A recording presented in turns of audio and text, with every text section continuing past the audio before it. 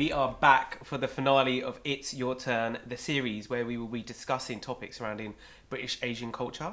So we put all our topics in this box and we'll be picking them out one by one and dissecting them throughout the series. So what we've done today, a little bit different, we've involved our behind the scenes crew and we got them to pick 2 topics out. I'm going to get my lovely panel to decide which one we go for. So let me introduce them. We've got Sukhman, we've got Sumit, and we've got Monita.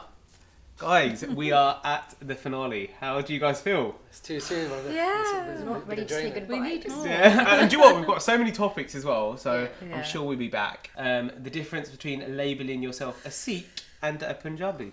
Okay, Sumit, you kick us off. How would you describe Punjabi?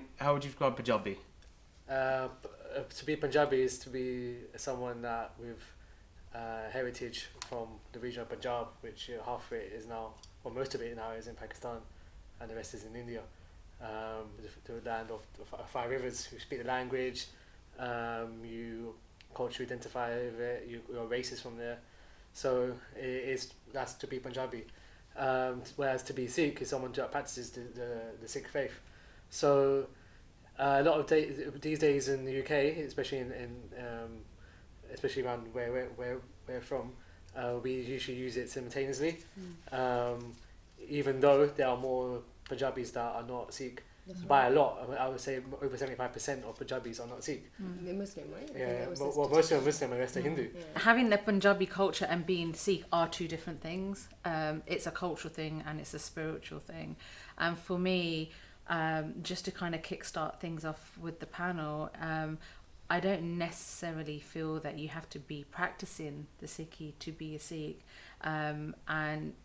or to kind of represent some kind of Sikhi. I think we're all at different levels of our journey of learning. I think there are people out there that are representing Sikhs incorrectly, and can be, contradictive in what they say and what they do, and to what they practice or so-called practice.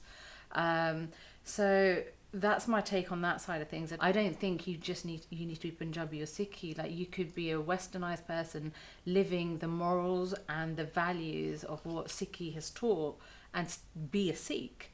And So you're saying basically you don't differentiate. You do kind of identify as a Sikh, and you do identify as Punjabi, but you're not necessarily Amrit Shakya. And Amrit Shakya, for everyone that doesn't know, is a practiced, baptised Sikh that adheres to certain life values.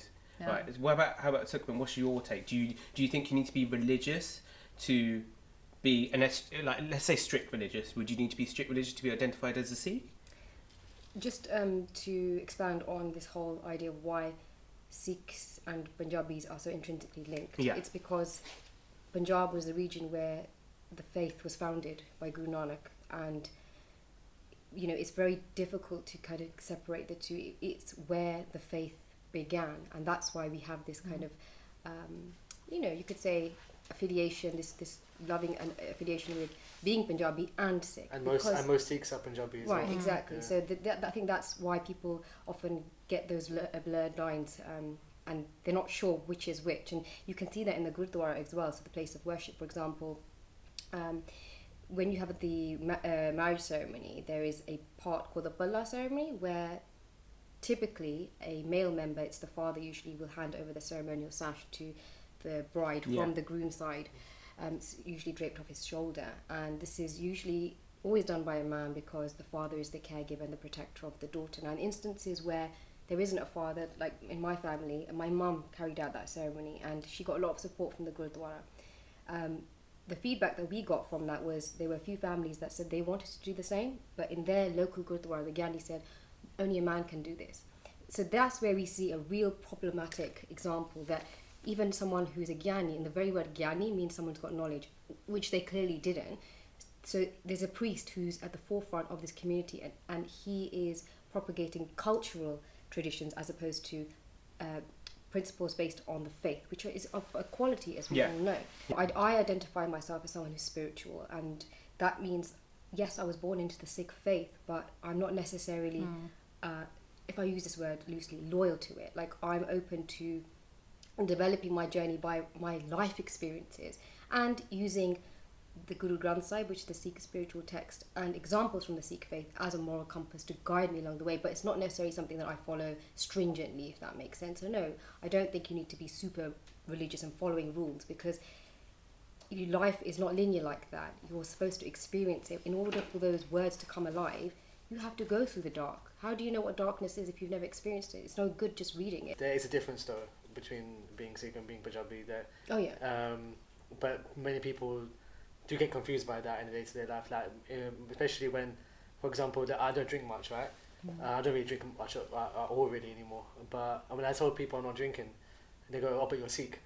So that's really right? But that's because of the reputation that I would say probably Punjabis that are Sikh families have, right? But even though it's actually in the code of conduct that Sikhs shouldn't drink, so it's actually the opposite. But Sikhs have come with that stereotype that even though it's the opposite of what the messenger says. I would class myself as a Sikh, and that's because first over being Punjabi. No, I class myself as a Sikh Punjabi, so both are the same. Because I'm not necessarily strictly religious. I'm not Amritsari. I eat meat. I drink. So I do all the stereotypical Punjabi things, right? I'm loud. Like, do you get me? Like all the stuff like that. But also, I do my part. I like to follow that journey. But I took it upon myself. So there's difference because I grew up Sikh, right? But I never knew about it because we don't have in RE. They don't teach Sikh. When we talk about the word Sikh, it's important to understand that anyone in the world can be a Sikh because the very word itself means a learner.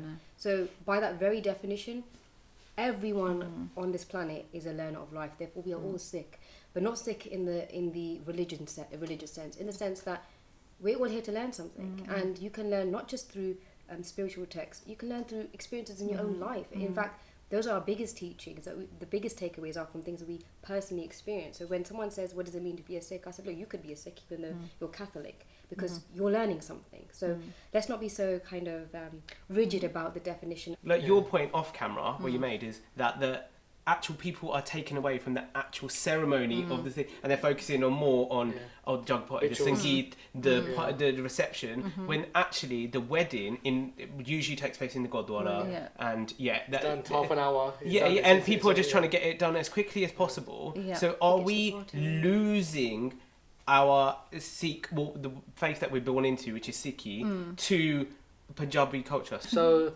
my sister got married 2 weeks ago, and there was a whole bunch of ceremonies that led up to the Nankaraj, right? But when you ask people that are conducting these ceremonies, like you got the Batna, you got the Maya, all of that.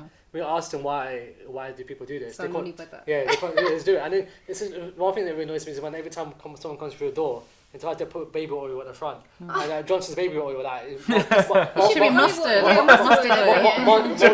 These people using Johnson's, right? Can I just let you know why they do that? My mum told me, because I was like, why do they keep doing this every time a guest comes? Do you know what she said? You're not gonna believe this. She was like, because back in the day in the villages, the doors they had were made of wood, and they would creak over time, and it was embarrassing to have guests coming over and your doors creaking. So they just put oil on there before. It's a practical reason. They do it for a practical reason. They do it now. Still carry on even though we don't have wooden doors. And they don't know why they do it. And then like Johnson Johnson, like they should do a marketing campaign for that. They make loads of money if they're targeting Punjabi communities. There's moved from mustard oil to baby oil. Wow. But it's a health hazard, really, isn't it? You're going to slip on the oil. It should just be like I digress.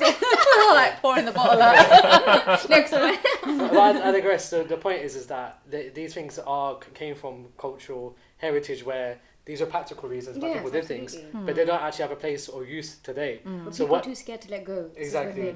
But I think it's a beautiful thing. It's a cultural thing, which is beautiful too. But whatever you do culturally, I think you should know why you're doing it. Yes, I agree with that. And do you think we're losing that by not learning? So I had to learn myself. Like, are we like? Then I'm going, do you go around 4 times? I genuinely do not know why you go around 4 times. I don't know what they mean. And do the people that get married know it? Oh, do they? Do they? I don't think majority of them do know it. I think we need to sort of start taking responsibility as well, as whoever's kind of conducting the services, that before the couple are doing the Anand Garage, they are fully aware of what the full commitments are and what does that mean. Because we go in and we think, oh, we're doing the Anand Garage, get up, okay, we focus so much how we're going to bow down and get up and how we're walking and where the cameras are, as and opposed don't get to like being... leg will go sleep. Yeah. And like, I know, I mean, and when the words are being recited, they have such a beautiful meditative meaning and energy to them, and it's such a shame that I just feel that there's probably hundreds and thousands of couples that have got married and haven't truly captured that essence of that ceremony. I was discussing earlier off camera that how I'm even questioning myself if I should get an Ankaraj, because I believe to an Ankaraj is so important to, you know, should really believe in give your head to the Guru. You should give your head to the Guru, because it's a marriage of the Guru. And a lot of people get married under the Ankaraj ceremony. They don't believe in the Guru. They're just doing it because it's what their parents did or what their friends are doing. You have to do it. But it's an important thing that it's you joining together and merging with the Guru. It's not just about you and another person. Guru is involved. When you make a commitment to yourself in anything in life, you need to have an understanding of why you're doing it. You don't just blindly commit to something and sign your life away in a contract without knowing what you sign your life to. It's the same with marriage. Say we had kids, they're probably born and they'll be labelled as Sikh, right? Yeah. Right, so if they don't know about it, and like there's so many people that label themselves as Sikh Punjabis now, but are they more just Punjabis because they don't actually know about... Do you need to know about your religion to embody it? I think when you're born into something, naturally you're born into a Sikh family, because your history is that you're from a Sikh family, right? So you start carrying on with this cultural side of it. You go to the Gurdwara, and your grandparents or your parents are trying to kind of educate you into what Sikhi is. However, I think as parents or as role models who are bringing these children up, really need to kind of stop okay, you need to go to the Gurdwara, you need to do this, you need to do that. I think, like, you know, there's got to be some kind of responsibility. If you're going to the Gurdwara, why is she doing Matha Tek, which is bowing down to the Guru Granth Sahib, the holy book? You know, why are we getting prasad? What is the meaning behind all of this? But then, you know, if you're a baptized Sikh, I think you have to have a responsibility in setting an example to that, because you have actually committed to taking that. So it's all about education. We've got to educate us and then educate the kind of future generation, just like we're educating the older generation on the modern values. That's why it comes full circle, because the very word Sikh means to learn. So yes, education is a big part of our spiritual journey, and if you're not having that, we can't just rely on people in the temples and the Gurdwara and the mosques to give you that education. You have to take it upon yourself, as you would in any other regard. You know, you go to an exam, you have to study. It's so easy not to, though, isn't it? It's so easy to just go by life and going, I'm this, I've got a label, I've got I belong to a group, I belong to something, I belong to a community. How would you all label yourselves? Would you label yourselves Sikh? Would you label yourselves Punjabi? Do you not want a label? Would you label yourself both? Like, what, you know, atheist? There's so many different options. Or do you just don't know? You know, when people ask me, when I meet people, for example, in the workplace, whenever I join a new company, they say, oh, just out of interest, like, or what do you believe in, whatever. In that scenario, I will say, I was born into a Sikh faith, and this is what I believe, that we are all citizens of humanity, and that is, ultimately, I belong to humanity, because I'm someone who personally believes, the moment we start putting labels on, I know there's going to be people who disagree with me on this, that's when you get kind of more of a divide. I personally don't like to label myself. It's a massive catch-22, because I believe in a similar circumstance where we're all children of this earth, and we're all one, we're the same. But that belief stems from my belief in Sikhi. So it was Guru Nanak that taught me that. That concept when I was young. First, I thought my first point of thinking all that was that there's no Muslim, there's no Hindu. So my concept is that, but then by me saying I'm a Sikh, that's also putting me back into that label that, you know, I'm not Hindu, I'm not Muslim, I'm Sikh, but now I'm back into that. But I do want to emphasize to people that what I do believe in. But if someone asks me on the street, like every time they ask me, I say I was born here, but my ethnicity is Punjabi. I will say that, right? I'm not into the whole labeling thing, but I would describe myself as somebody who's a spiritual being, as opposed to being Sikh or Hindu or anything else. And I actually take teachings from anything that has value added to my life and to somebody else's life. I like belonging to a community, and I feel like I do embody certain elements of the Punjabi stereotype. I would say Punjabi, and I like to consider myself a Sikh, so I would say Sikh Punjabi, because personally I do like a label.